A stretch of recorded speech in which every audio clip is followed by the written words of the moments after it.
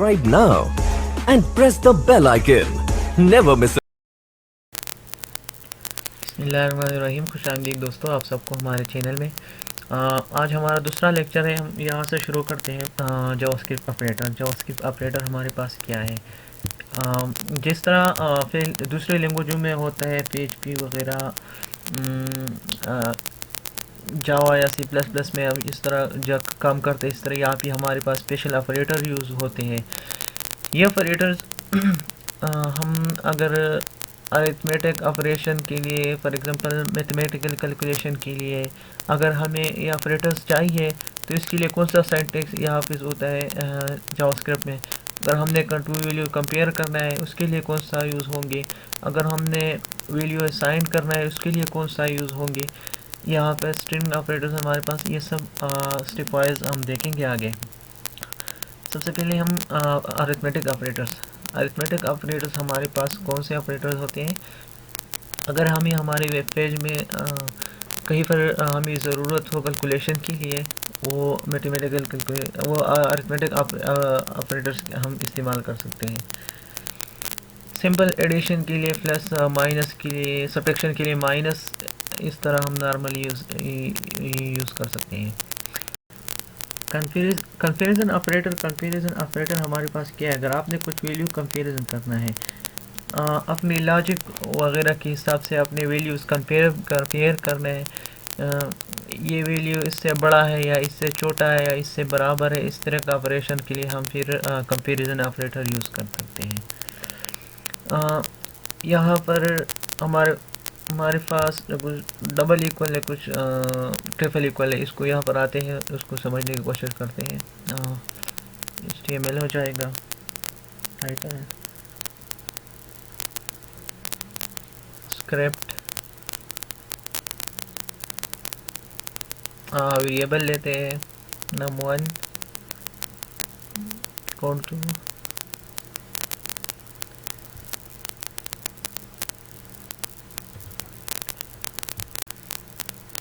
दूसरा वेरिएबल को हम num2 वेरिएबल, इसको 2 वैल्यू देते हैं।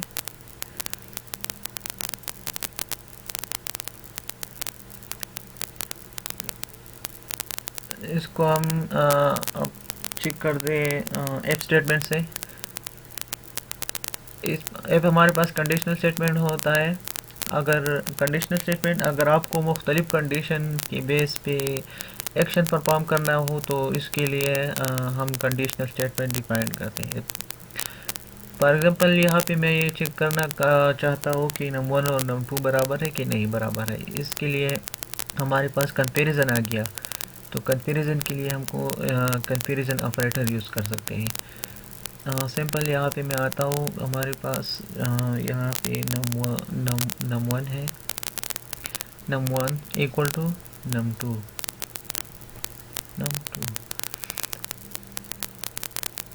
यहाँ पे अलर्ट वैल्यूज़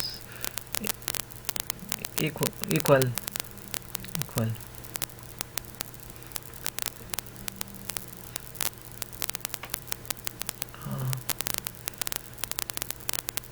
अगर ये इक्वल ना हो तो फिर हमारे पास एल्स का पोर्शन जो है वो एग्जीक्यूट होगा। कंडीशन है एल्स फर्स्ट, अगर ये इक्वल ना हो तो हमारे पास ये एल्स एग्जीक्यूट होगा। इसके लिए हम अलर्ट में शो कराना है कि नॉट इक्वल।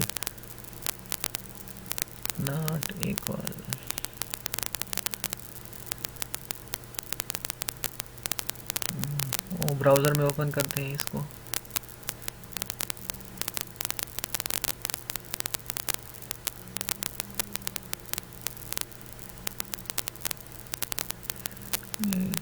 क्यों रन नहीं हुआ, सॉरी,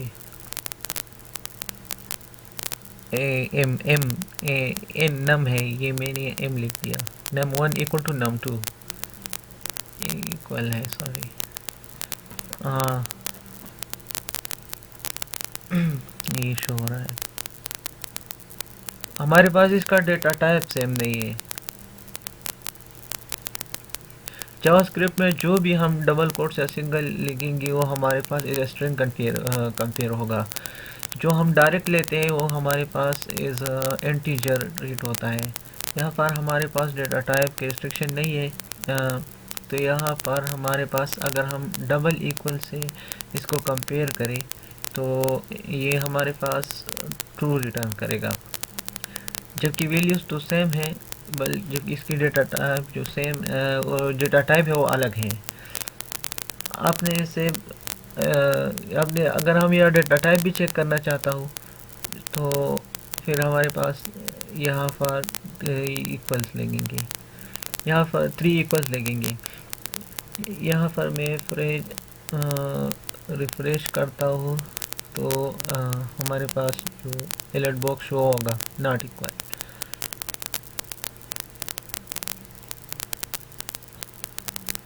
ये हमारे खाली नंबर को देखता है, 1 इक्वल टू 1 है तो ये हमारा ट्रू रिटर्न करेगा। ये चेक नहीं करता कि यह हमारे पास ये 1 स्ट्रिंग है या इंटीजर है, ये चेक नहीं करता। इसलिए यहाँ पर मैंने ट्रिपल इक्वल लगा लिया कि अगर आप इसका डेटा टाइप भी चेक करो, अगर इसको मैं यहाँ से 1 कर दूँ तो अभी तो मेरे पास डेटा टाइप भी सेम हो गया।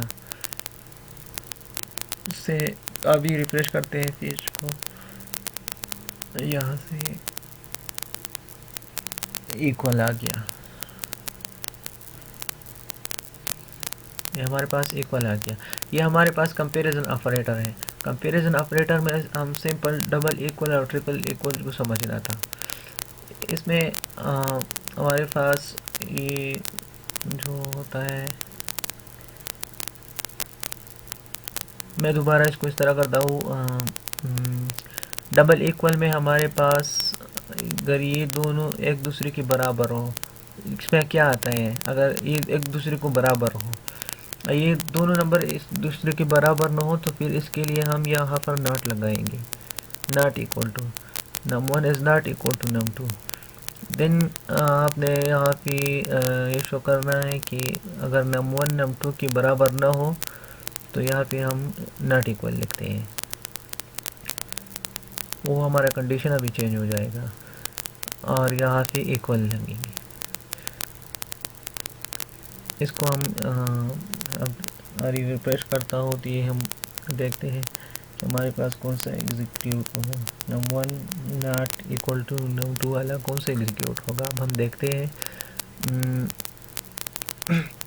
यह सेव करते हैं, रिफ्रेश करते हैं, देखते हैं हमारे पास क्या आता है, इक्वल आ गया। यहाँ डेटा टाइप चेक नहीं करते, अगर डेटा टाइप भी चेक कर तो यहाँ पर नॉट डबल इक्वल आ जाएगा। यहाँ से रिफ्रेश, नॉट मेरे पास नॉट इक्वल आ गया। ये हमारे पास कंपैरिजन ऑपरेटर थे, इसको हम किस लिए यूज़ कर सकते हैं। ये ग्रेटर देन साइन अगर आपने कहीं पर यूज़ करना हो कि ये वैल्यू इससे ग्रेटर हो तो आपने ये एक्शन परफॉर्म करना है। अगर लेस देन के लिए आपने यूज़ करना हो तो लेस के लिए हम ये वैल्यू लगा सकते हैं। अगर नेक्स्ट ग्रेटर देन और इक्वल टू लगाना हो, ये इससे बड़ा या इसके बराबर हो तो आपने ये एग्जीक्यूट करना है, इसके लिए हम ये इस्तेमाल कर सकते हैं। अगर आपने लेस देन और इक्वल टू लगाना हो तो इसके लिए हम फिर ये वाला साइन यूज़ कर सकते हैं, लगा सकते हैं। तो क्लियर है, ये एग्जांपल करने की ज़रूरत नहीं है इसमें मेरे ख्याल में। नेक्स्ट हमारे पास असाइनमेंट ऑपरेटर्स हैं। हमारे पास असाइनमेंट ऑपरेटर हमने यहाँ यूज़ भी कर दिया है। मैंने num1 ले लिया, इसको 1 एक असाइन कर दिया हमने इसको, ये इस 1 को मैंने num1 को असाइन कर दिया इस इक्वल ऑपरेटर के ज़रिए। हमने इक्वल हमारे पास सिंपल असाइनमेंट ऑपरेटर है। इस तरह हमारे पास मल्टीपल असाइनमेंट ऑपरेटर्स है। एक प्लस इक्वल टू है, ये हमारे पास शॉर्ट फॉर्म में होते हैं।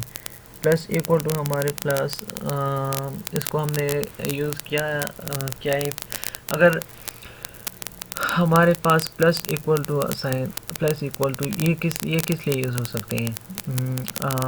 अगर num2 प्लस इक्वल टू नहीं सॉरी, ये हटाते हैं। num1 वेरिएबल num3 ले लेते हैं हम, प्लस इक्वल टू हमारे पास यहाँ हो जाएगा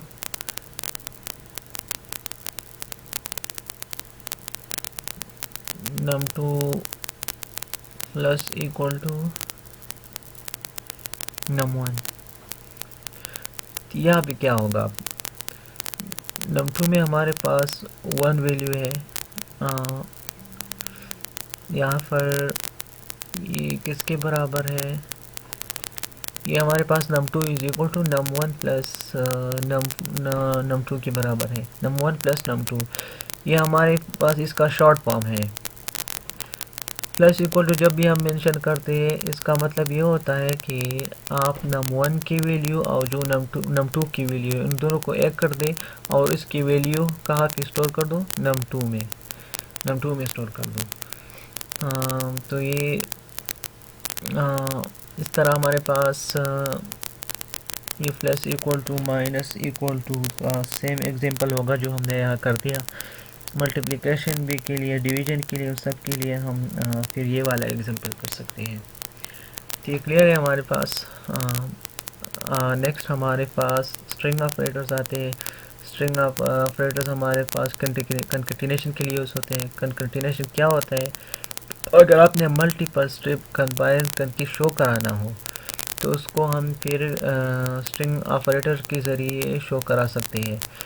फॉर एग्जांपल यहाँ पर मैंने num2 को 1 वैल्यू दी, यहाँ पर मैं अलर्ट शो कराता हूँ, value of num2 is equal to num2 value हमारे पास यहाँ पर किसके बराबर है, हमारे पास यहाँ पर num2 डायरेक्ट लिखते हैं। num2 डायरेक्ट ले लिया, ये हमारे पास ये सिंटेक्स डायरेक्टली अगर ये है तो ये वैलिड सिंटेक्स नहीं है। इस स्ट्रिंग को हमारे जो ये वेरिएबल है या स्ट्रिंग है, उसको हम यहाँ पर सिंपल प्लस कर देंगे।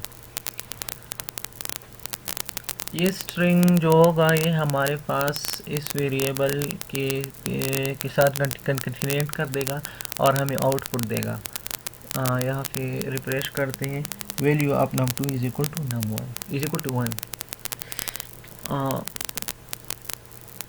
ये हमारे पास ऑपरेटर्स थे। इसके बाद यहाँ पर आते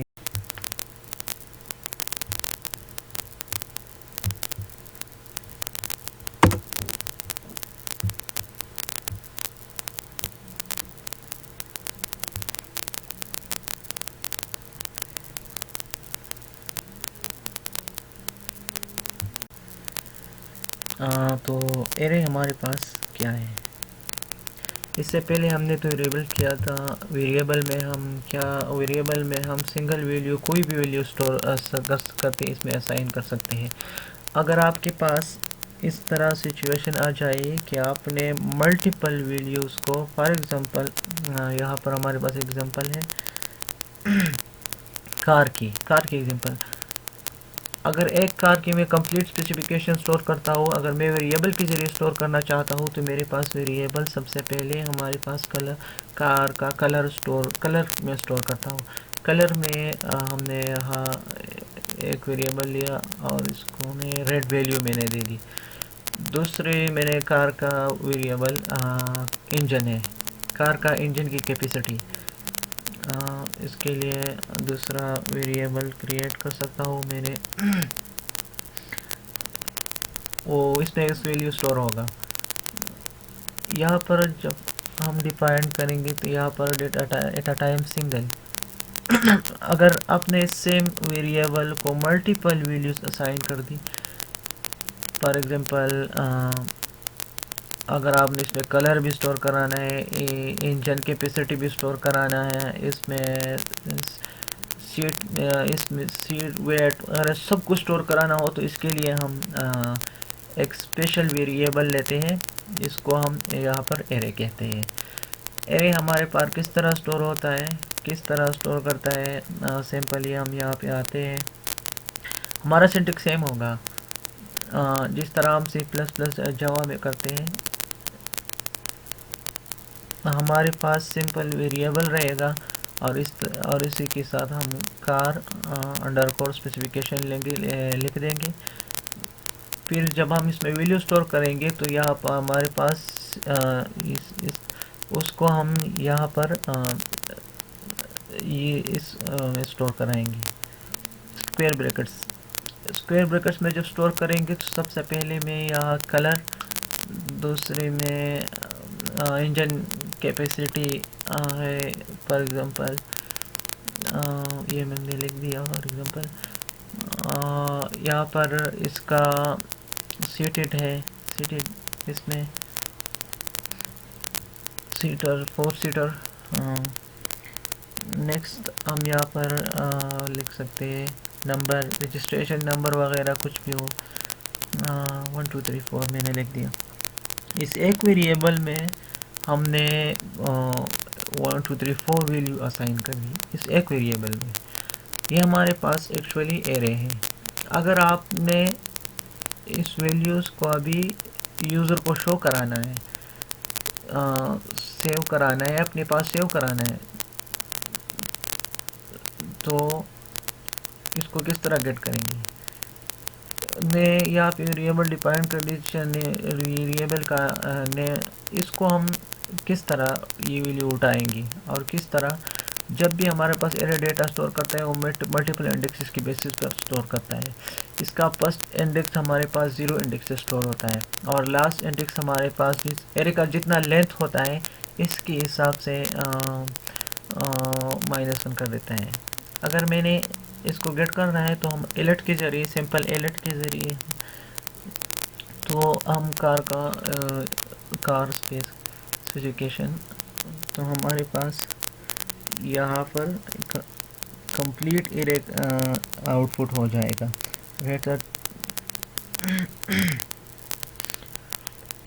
अच्छा, अगर हमने यहाँ पर स्पेसिफिक वैल्यू को टारगेट करना है तो हम यहाँ पर क्या कर सकते हैं? अगर मैंने रेड को टारगेट करना है तो मैं यहाँ पे स्क्वायर ब्रैकेट लिखूँगा और इसका जो इंडेक्स नंबर होगा उसको हम यहाँ पर पास करेंगे। तो 4 सीटर का इंडेक्स नंबर हमने यहाँ लिखा, हमने यहाँ पे 2 पास कर दिया।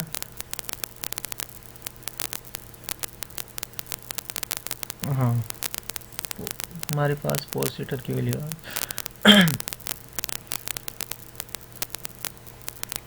नेक्स्ट हमारे पास एरे के पास हमारे पास आते हैं जावास्क्रिप्ट ऑब्जेक्ट्स।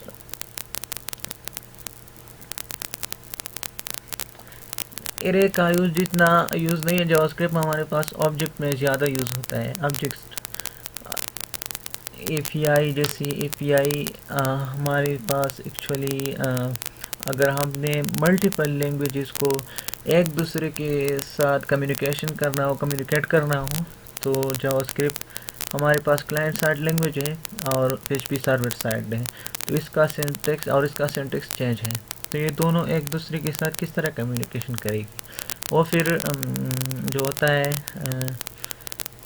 हमारे पास API के ज़रिए कम्युनिकेट करता है।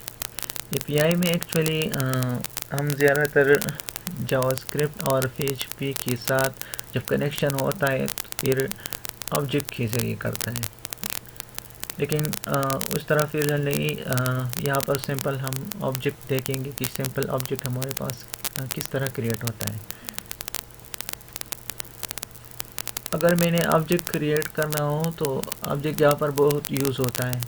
हमने यहाँ पर रेड डिफाइन करने के लिए हम पता नहीं कि ये क्या है, हमने अपने साथ इमेजिन कर दिया कि बस एक इसका रेड कलर है, ये इसका सीटर इतनी है, इसका कैपेसिटी है, ये इसका ये है, हमने बस जस्ट इमेजाइन कर दिया। इनको जब हम यहाँ से गेट करता हूँ तो इंडेक्स के बेसिस पे हम गेट करते हैं। अभी हमें क्या पता कि इसका इंडेक्स नंबर क्या है, इसका नंबर क्या है, हमने तो बस लिमिटेड नंबर वैल्यू साइन कर दिया। जब हमारे पास लार्ज डेटा आ जाए तो वो कैलकुलेट करना वो बहुत डिफ़िकल्ट हो जाता है फिर इसके लिए जावास्क्रिप्ट हमारे पास ऑब्जेक्ट के ज़रिए डिफाइन करते हैं। ऑब्जेक्ट हमारे पास किस तरह यूज़र होता है, सेम एरेस की तरह है, लेकिन इसमें भी मल्टीपल वैल्यू स्टोर करेंगे, लेकिन इसमें हम इंडेक्स के बेसिस पे वैल्यू स्टोर करते हैं। फॉर एग्जांपल यहाँ पे हम कलर डिफाइन करता हूँ, कलर इसका रेड होगा। फिर इंजन कैपेसिटी हमारे पास ये होगी। एग्जांपल लेते हैं, वेरिएबल कार होगा, कार इक्वल टू, जब हम ऑब्जेक्ट डिफाइन करते हैं एरेस के लिए हम स्क्वायर ब्रैकेट्स लेते हैं, यहाँ पर हम करली ब्रैकेट्स लेंगे। करली ब्रैकेट्स नेक्स्ट हम यहाँ पे इंडेक्स डिफाइन करना है। सबसे पहले हमारे पास आ जाएगा कलर, आ जाए कलर, ये हमारे पास इसका इंडेक्स होगा और नेक्स्ट इसकी वैल्यू होगी।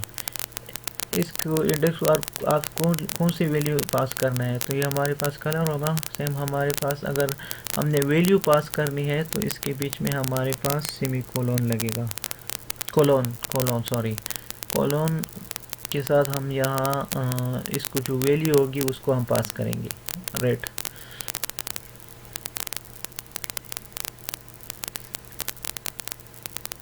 अगर हमने दूसरी वैल्यू इस स्टेम ऑब्जेक्ट से स्टोर करानी है तो इसके लिए फिर हम कोमा सेपरेटेड वैल्यू हम ऐड करेंगे। यहाँ पे कलर होगा पहला, सेकंड नंबर हम इंजन का 1300 सीसी हमने लिख दिया, सीसी, कॉमा सीटर। इस तरह हम बहुत सारी लिख सकते हैं, इसमें वैल्यू स्टोर करा सकते हैं।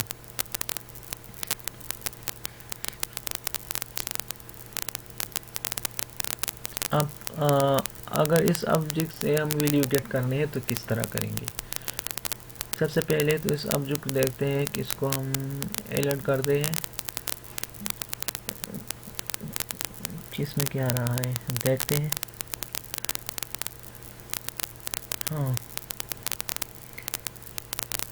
ऑब्जेक्ट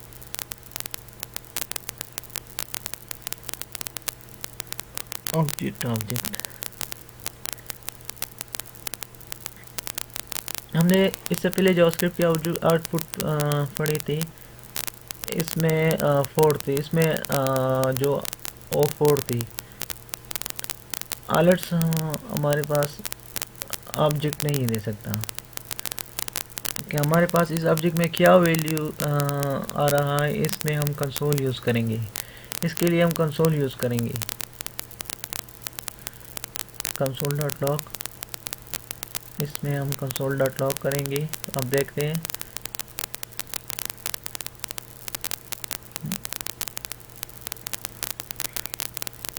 अब कंसोल को इंस्पेक्ट में देखेंगे, कंसोल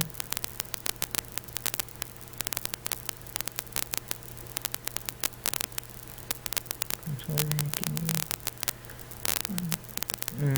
यहाँ से पेज रिफ्रेश करता हूँ, हमारे पास क्या रिटर्न हो रहा है, ऑब्जेक्ट। पहले कलर है, इन्हें आ गया, फिर पहले कलर है, दूसरा इंजन है, तीसरा सीटर। यहाँ पर हम डॉट लगाएंगे, एरे में हम स्क्वायर ब्रैकेट लगाएंगे और इसका इंडेक्स नंबर यहाँ पर हम डॉट के ज़रिए एक्सेस करेंगे, ऑब्जेक्ट को हम डॉट के ज़रिए एक्सेस करेंगे। डॉट तो यहाँ पर कलर हो जाएगा, तो यह हमारे पास ये रेड कलर उठा के, हाँ यहाँ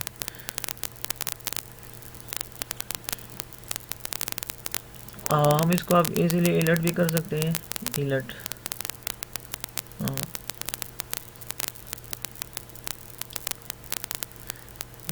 अलर्ट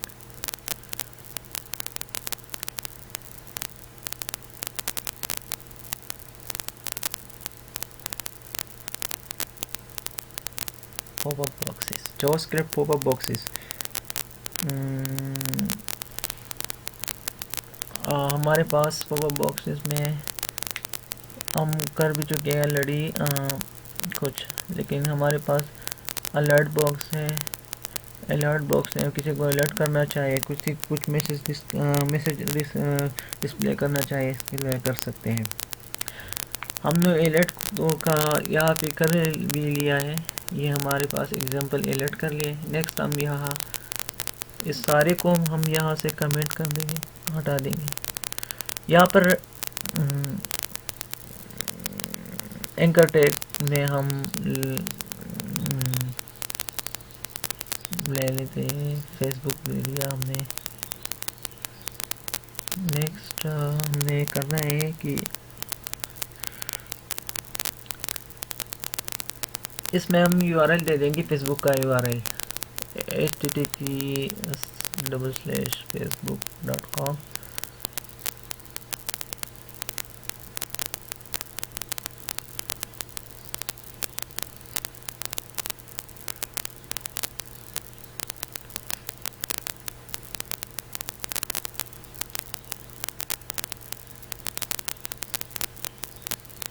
अब अगर इस पे क्लिक हो जाए तो मेरे पास कहाँ जाना चाहिए, facebook.com पे। इस पे क्लिक हो गया, डायरेक्ट वहाँ पे चला गया। अगर आपने यहाँ पे यूज़र को कंपोनेंट बॉक्स वगैरह आपको जो शो होता है, do you want to leave this page, जब आप इस चीज़ को डिलीट करना चाहिए तो आप कंपोनेंट बॉक्स शो कराना चाहता है, आप इसको डिलीट करना चाहते हैं। अगर आप ओके चाहिए तो डिलीट करना चाहते हैं, अगर कैंसिल करना चाहते हैं तो वो कैंसिल हो जाएगा। इसके लिए इसका पॉपअप बॉक्स शो करना। एक कंपोनेंट बॉक्स हम किस तरह यूज़ करेंगे, सिंपल हम यहाँ पे HTML की कुछ इवेंट्स हैं, उस इवेंट्स पे जब ट्रिगर होता है तो जब परफॉर्म होता है तो स्पेशल फंक्शन कॉल होता है ऑन क्लिक।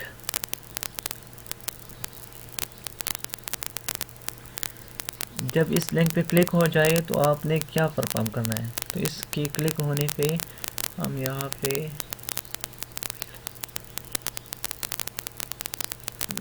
ये रिटर्न कर दिया। हम यहाँ पर प्योर जावास्क्रिप्ट डिफाइन करेंगे, कंफर्म फंक्शन यहाँ पर हमारे पास रिटर्न करना है, लेकिन कंफर्म फंक्शन रिटर्न करना है। कंफर्म जो ये हमारे पास एक फंक्शन है, यहाँ पर हमने रिटर्न कर दिया। इसमें हम वैल्यू पास करेंगे, do you want to delete या do you want to leave. अब हम रिफ्रेश करते हैं, हाँ हमारे पास ये शो हो रहा है। जब हमने इस पर क्लिक कर दिया तो ये हमारे पास शो हो गया। Do you want to leave, हमारे अगर ओके कर दिया मैंने तो ये ट्रू रिटर्न करेगा। हमने ट्रू, आप जब ओके भी क्लिक कर दिया तो ये ट्रू रिटर्न कर दिया। इस फंक्शन से जो रिस्पांस आता है उसको गेट करता है ये।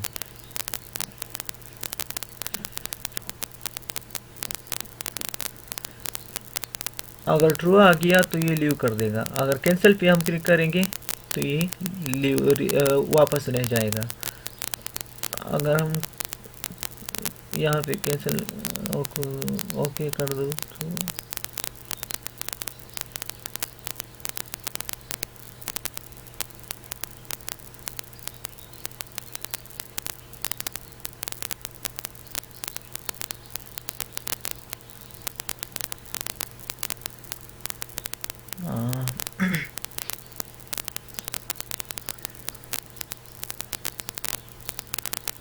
नेक्स्ट हमारे पास थर्ड बॉक्स आता है। जो थर्ड बॉक्स है हमारे पास आता है वो कंफर्म के बाद फ्रॉम बॉक्स आता है। फ्रॉम बॉक्स अलर्ट में हम सिंपल मैसेज होता है, कंफर्म में ओके कैंसिल होता है, और फ्रॉम बॉक्स में हम ये एक इनपुट फील्ड भी देता है। ये हमें एक इनपुट फील्ड भी देता है। अगर किसी यूज़र से इनपुट भी लेने चाहिए जावास्क्रिप्ट के ज़रिए तो ये आपको प्री डिफाइंड इनपुट फील्ड दे देगा। और इस इनपुट फील्ड में अब यूज़ करना चाहिए या जो भी फंक्शनल उसमें यूज़ करना चाहिए अब उसको यूजली कर सकते हैं, इजीली कर सकते हैं। इसमें हम हाँ, ये फ्रॉम बॉक्स हमारे पास अब हम देखते हैं कि इस एग्जांपल देखते हैं फ्रॉम बॉक्स फंक्शन देखते हैं। फ्रॉम फंक्शन हमारे पास किस तरह काम करता है इसका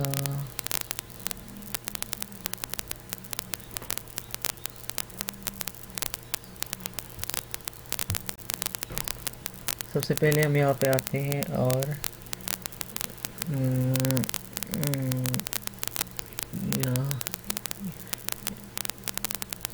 या डायरेक्ट पेज लोड पे हम डायरेक्ट पेज लोड पे हम कर देंगे।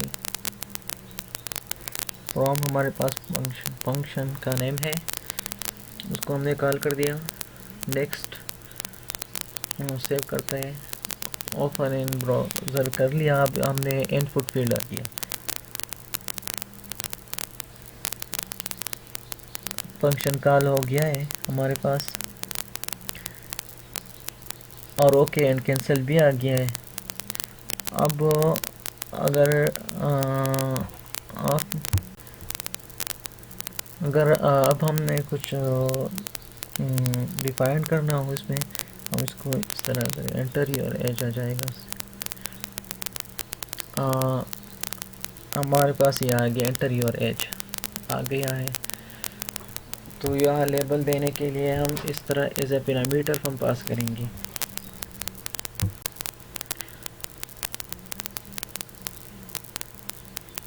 ये स्ट्रिंग हमने एज ए पैरामीटर पास कर दिया। अगर इसको आप बाय डिफ़ॉल्ट वैल्यू देना चाहिए तो यहाँ आप इसको दे सकते हैं।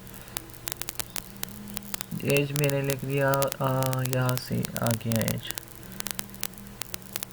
हमने एज डाली, एज पे यहाँ आ गया। अब अगर इस वैल्यू को आप किस तरह हम कर सकते हैं, इस वैल्यू को अब इसको मैंने एक वेरिएबल असाइन करूँगा। इस प्रॉम्प्ट को हम एक वेरिएबल असाइन करेंगे, प्रॉम्प्ट वैल्यू वैल्यू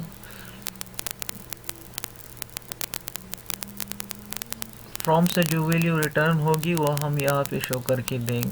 तो इसके लिए जो भी रिटर्न होगा उसको हम एक पैराग्राफ में शो करेंगे। इसके लिए आईडी हम देंगे P1।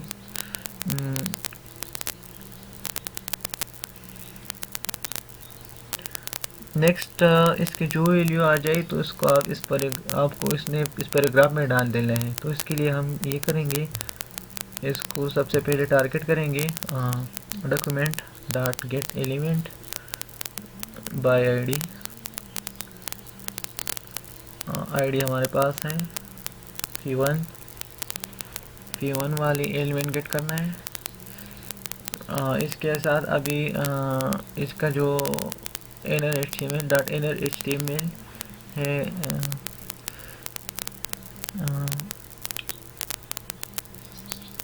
inner HTML में हम प्रॉम्प्ट वैल्यू डालेंगे। यहाँ पे जो भी वैल्यू इसमें एंटर की होगी वो यहाँ से आ जाएंगे। अगर ये पे हम कोई मैसेज शो करना चाहते हो, इसको सेव रिफ्रेश, पेज रीलोड हो गया है। यहाँ से हम 68 करेंगे। तो हम जब ओके करते हैं, ओके किया तो ये 60 आ गया। अगर आपने ये मैसेज शो कराना हो तो एंटर वैल्यू एज दिस हो, तो हम यहाँ पे इस तरह कर सकते हैं। यहाँ पे हम ये देखें, इनर HTML में हम dot inner HTML document dot gate element by ID पे मेरे पास लिखना है।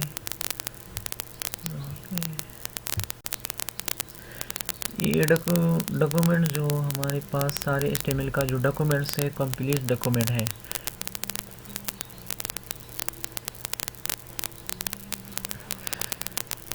इस आईडी के बेस पर हम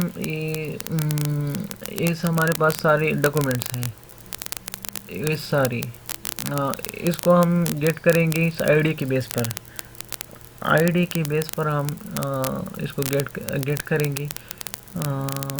एलिमेंट जब गेट किया तो यहाँ पे P1, यहाँ पे जो P1 आईडी है, यहाँ पे एक दूसरा फंक्शन यूज़ होता है। अगर यहाँ पे सारे, इसके लिए हम कंकेटेनेशन करेंगे। इनर HTML को हम यहाँ पे कंकेटेनेशन करेंगे। हम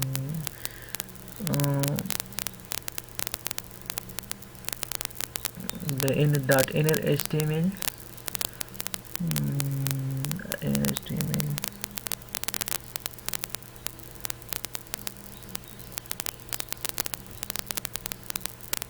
equal to concatenation हम यहाँ करते हैं the enter value is this। यहाँ से पेज रिलोड करते हैं। यहाँ पे हम फॉर एग्जांपल हम 80 डाल लेते हैं। ओके, यहाँ आ गया the enter value is 80। यहाँ पे आ गया हमको। तो ये सिंपल था। यहाँ हम स्ट्रिप वाइज चल रहे हैं इस तरह। फाइंड इंशाल्लाह आगे आसान होगा। अच्छा, तो यहाँ पे काफ़ी था आज के लिए। देखते रहिए, हमारे चैनल को सब्सक्राइब कीजिए। अल्लाह हाफिज़।